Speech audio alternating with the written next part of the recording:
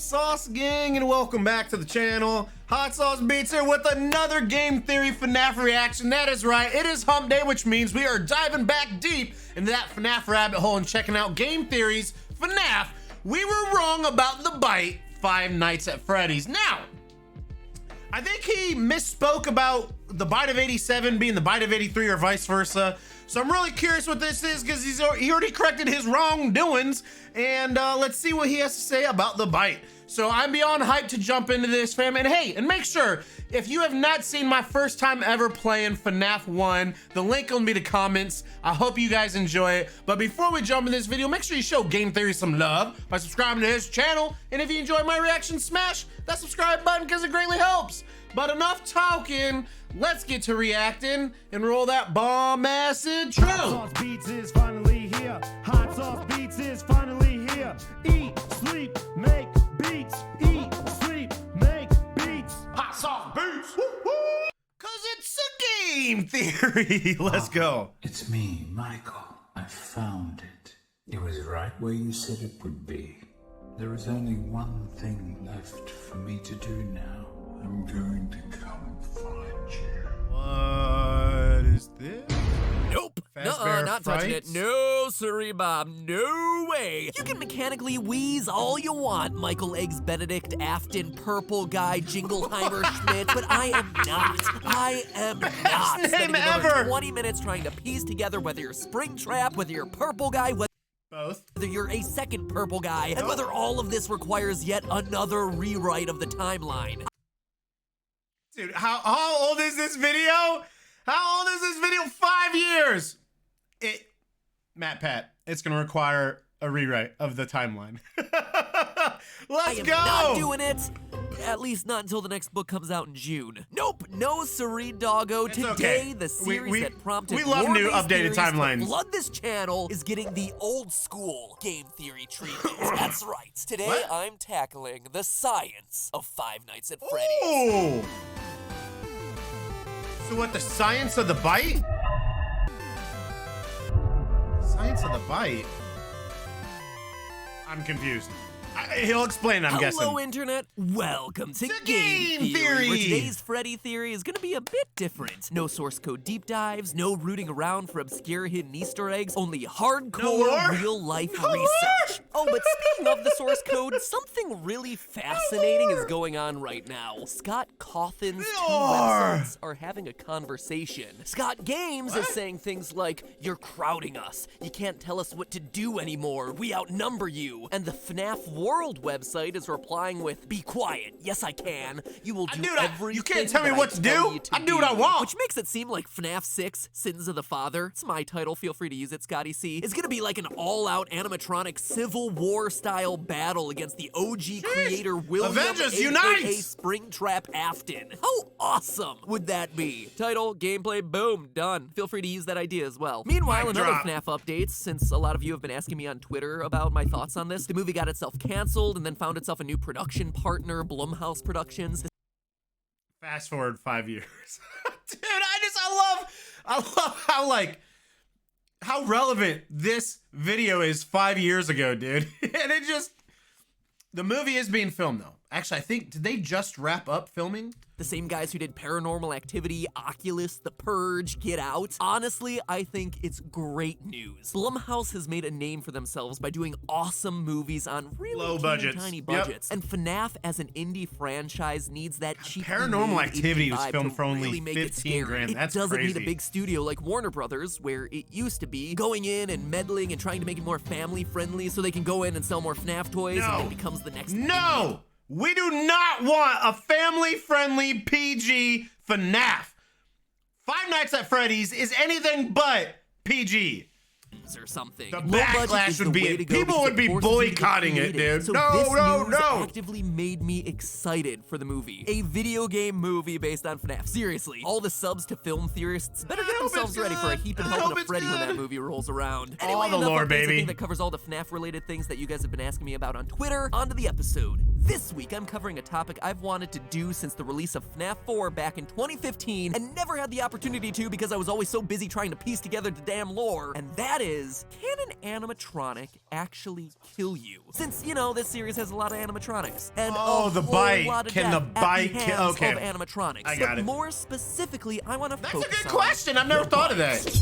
you know the one I'm talking Like about. the Whether pressure. or not you Does it believe have this enough moment to be the bite of chomping 83 power? or the bite of 87, whether or not the date really even matters anymore. I mean, it One does thing matter, is 'cause clear. there's 2 This bites. is the moment that set in motion everything else in these games. Based on the evidence coming from 6 games and the Silverized book, William Afton, creator of the animatronics, suffers this tragedy where his son's head gets crushed in a childhood bullying incident. A few days later, the son dies of his wounds in his hospital bed, setting in motion Afton's quest to, quote, put him back together. Cut to scoopings, sister locations, All a the dead daughter, scooping. and more missing You children get that you unlimited can shake scoops. a basket of exotic butters at, and all because of this one moment. The bite is treated as a freak accident, something that couldn't have been helped. The horrific ending of an innocent childhood prank All the gone wrong. scoops. A series I filled want with haunted unlimited puppets scoops. and reincarnated skin suits starts with this. Just a random tragic incident that nobody could have stopped. A simple mechanical failure.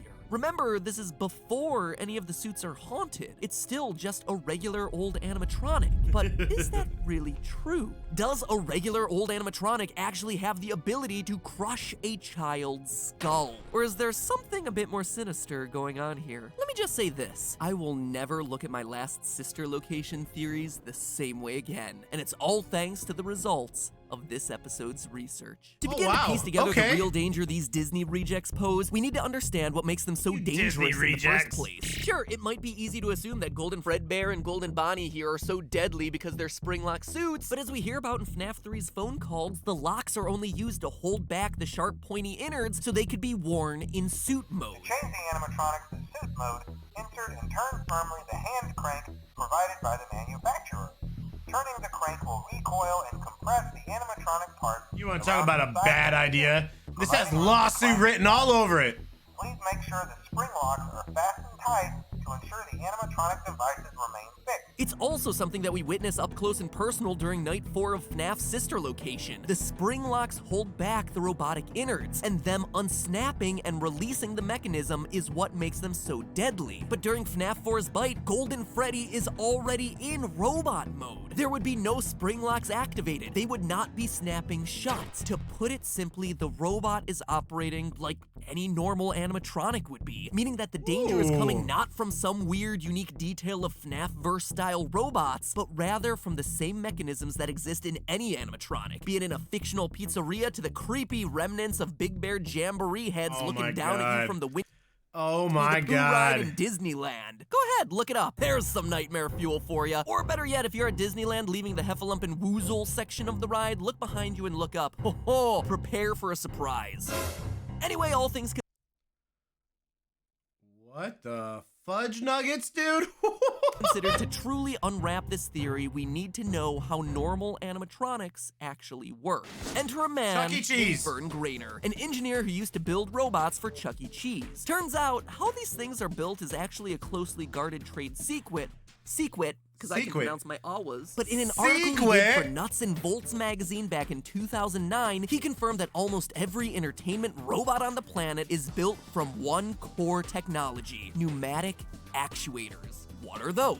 Well, yo, listen up then. Ya homies know that when all the sickest ballers want to pimp out their bangin' rides, yo, they install hydraulic lifts in their undercarriage, like Ramon from the Cars movie. Well, where hydraulics use oil and fluid dynamics to do that sweet lifting, yo, pneumatics use air pressure. You build up a bunch of it. It's the same thing like most doors have pneumatic, like, you know, so the door doesn't slam shut slowly. Some pneumatic air tube. I don't know what word I'm looking for. And then release it. That release moves Pneumatic whatever you air want. A piston, actuator. a pulley, Actuator. the deadly grin of a lifeless singing bear. They're used in everything from robots to build cars to the jaws of, well, Jaws at Universal Studios. Now, Grainer doesn't specify how powerful the pneumatic actuators in a Chuck E. Cheese-style robot's mouth would be, but we can go ahead and calculate a rough estimate. Whereas other actuators in the body and legs would have to be more powerful since they're moving larger, heavier chunks of robot, the ones The in other the one's mouth just moving are its smaller, jaw. more delicate. They only remove a couple of ounces of plastic and metal for the jaws, teeth, and cheeks. The pneumatic tubes themselves are also only a couple inches long, meaning that they can only build up so much air pressure. All things considered, you're only gonna need about 40 psi of air pressure max to do all of that. That's not a whole lot. It's like the pressure created from a strong breeze. So how the heck do a handful of small Look at pistons those legs, powered Matt by air Such create nice enough legs. force to crack a child's skull wide open? They can't. You see, crushing a human skull ain't easy. The 22 Did you hear what he just said there? They can't do it. It's not happening ever.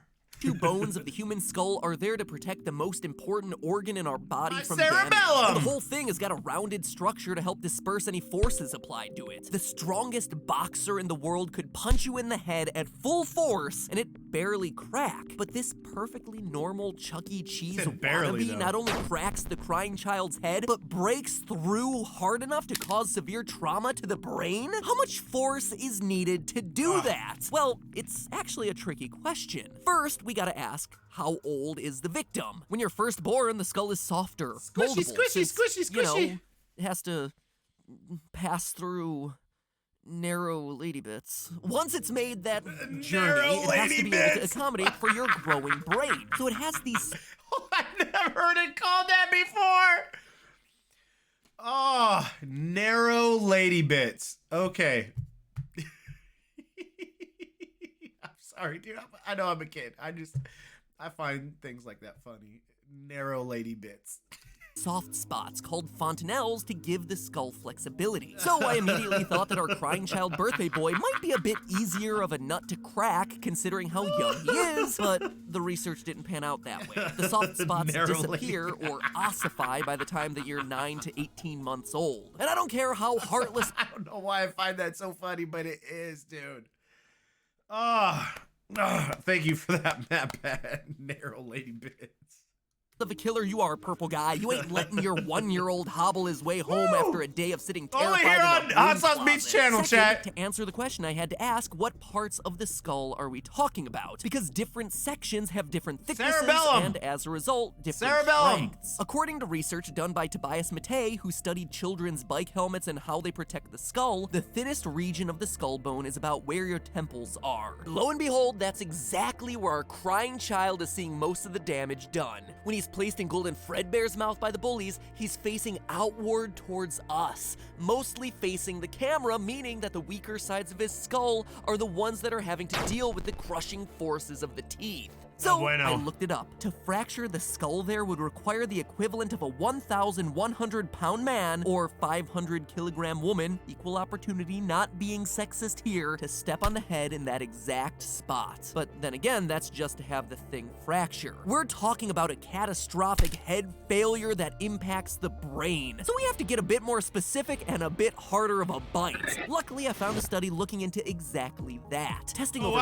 300 samples, some scientific madmen determined that human skull bone, when put under various kinds of stress, had a failure pressure of 1900 psi or 13 megapascals. Wow, 13 megapascals means that for every square meter of surface area, it takes 13 million newtons of force to break a skull open. Now, obviously, that number is hard to imagine without me giving you a real-world example of what it feels like. The challenge, though, is to accurately represent that pressure, we need to know how that That's a pressure lot is of being pressure, delivered. man. If I'm delivering a lot of pressure onto a small point, it's gonna do a lot more damage than if I deliver that same amount of pressure across a wider surface area. Think of it like the difference of stepping onto a single nail versus laying on a bed of nails. One's a bloody good party trick, the other is just bloody. So think about it this way. 1 megapascal of pressure is about the pressure of an average human bite. We're talking 13 times that. That An is animatronic a lot bite. of pressure. And in our case, that pressure is being delivered by small animatronic teeth clamping down on either side of the crying child's head. So a whole lot more like that single nail example than the bed of nails. But to find out just how powerful and deadly these teeth are,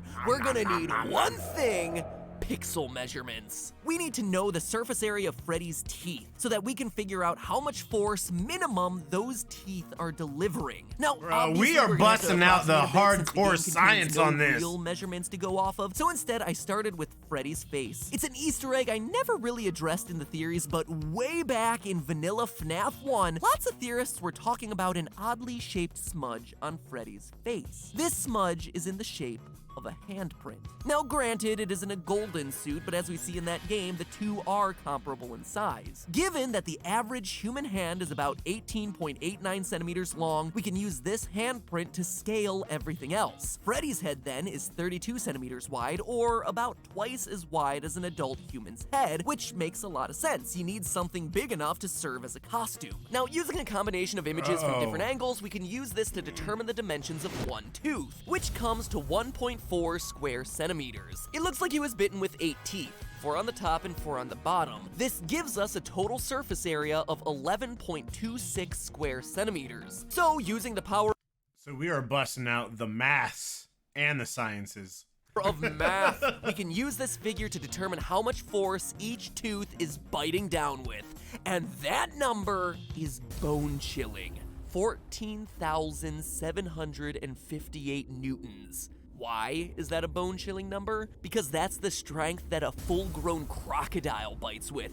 It's almost the strength of a great white shark bite. In order to deliver that amount of force, you would need 2 high-end industrial-strength pneumatic actuators. That's not what it has. These things are as long as your arm, and they need their own dedicated compressors pumping out 100 pounds per So we're definitely, I'm guessing he's about to say that these things have been like possessed the whole time or something. square inch. I mean, your own teeth would crack if you bit down with that kind of force. And it is Ouchie. most certainly way overkill for moving the mouth of some cheap mascot at a sad sack themed restaurant. It's Sad almost like sack. someone built these things to intentionally be deadly. And there, ladies and gentlemen, is our smoking gun. When we last covered the They were lore of the designed that series, way. myself, as well as other FNAF theorists like Treacicle and Dawko, concluded that William Afton was driven to his murderous rampage by tragic circumstances. His son was killed in the jaws of that machine. But they and were so he that- dedicated designed his that way the life whole to time. twisted experimentation on other children to bring his son back.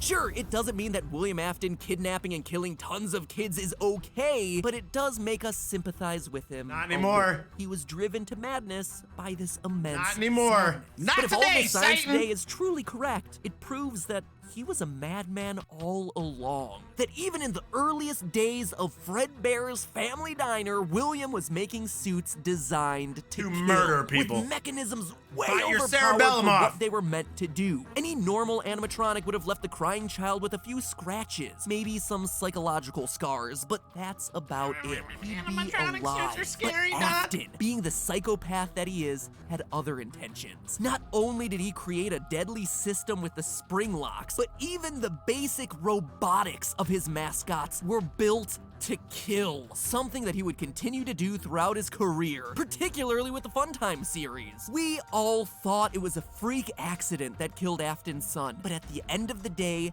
this death was completely avoidable. It was all Afton's fault. He only has his They all own are. twisted experiments to blame, claiming first his son and eventually his daughter too. Man, I gotta say, that really bites. But hey, that's just a theory. A game theory. Thanks for watching. Bro. 6 whole months since a FNAF theory? Wow, time flies. It's actually really nice to cover the series again with fresh eyes. I even figured out some new lore bits while working on this one, stuff that I'm sure will show up in the next FNAF theory coming this summer. So if you haven't Coming done next it yet, Wednesday. make sure you bite down hard on that subscribe button We in are 3, 2, 2, 1, like. crunch. And hey, might I Boom. All right, let me bring you in. Dude, I mean, literally, this changes everything. So, don't get it wrong. I've never felt pity for Michael Afton. Yes, you know, his family's died, but it's been all because of him. It's been his fault. And then now, even what little pity people had for him, you know, that, you know, his son died because his other son, it was because he designed the suits to kill. 100% with these, you know, super high-tech industrial air pneumatic air actuators. Pneumatic air. Anyways, you know what I'm trying to say, dude. This changes everything. He was psycho the whole time, and I'm guessing it's because he wanted to steal his business from Henry or something. I don't know, but this is why I love watching these older ones, because I'm still, you know, on the beginning of my FNAF journey, and we're learning this as we go. And it's stuff like this. I love that he did this, that instead of doing a lore one, he did some more science so we could learn about the science behind it, and it changed everything. Like, this is literally a FNAF game changer. But I absolutely love this. I hope you enjoyed my reaction. Make sure you show Matt Pat at Game Theory some love by subscribing to his channel. And if you enjoyed my reaction, please help support the channel by smashing that subscribe and like button. It's absolutely free, and it greatly helps out the channel. Enjoy the rest of your day, fam. And remember, it's eat, sleep, and make beats, and as usual, be kind to one another. And that's all I got. Boom, I'm out. Got a bit of love for the Sauce Gang.